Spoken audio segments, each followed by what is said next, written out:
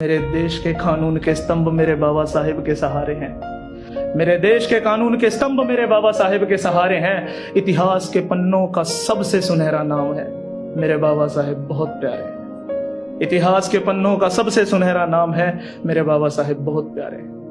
मगर इस दास्तां के भी दर्द भरे पहलू है कई, मगर इस दास्तां के भी दर्द भरे पहलू है कई।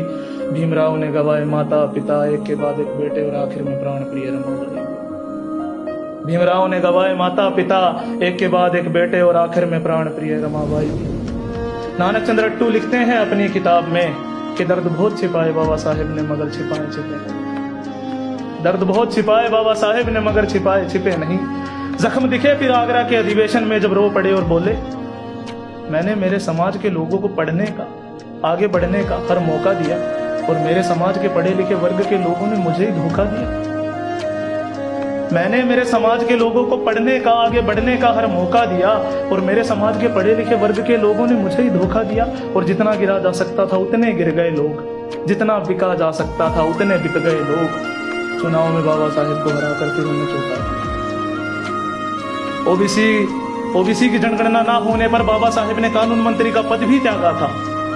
ओबीसी की जनगणना ना होने पर बाबा साहेब ने कानून मंत्री का पद भी त्यागा था। अपने ही मसीहा को बार बार धोखा देता रहा वो समाज कितना अभागा था। अपने ही मसीहा को बार बार धोखा देता रहा वो समाज कितना अभागा था। मगर वो अपने पद से हिले नहीं, मगर वो अपने पद से हिले नहीं।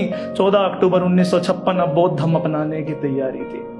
14 अक्टूबर 1956 अब बौद्ध धर्म अपनाने की तैयारी थी। तुम देख रहे हो ना, आखिरी सांस तक जंग जारी थी। सफल रहा नागपुर का जतन, वो भारत के इतिहास का सबसे बड़ा लाखों का धर्म परिवर्तन। सफल रहा नागपुर का जतन।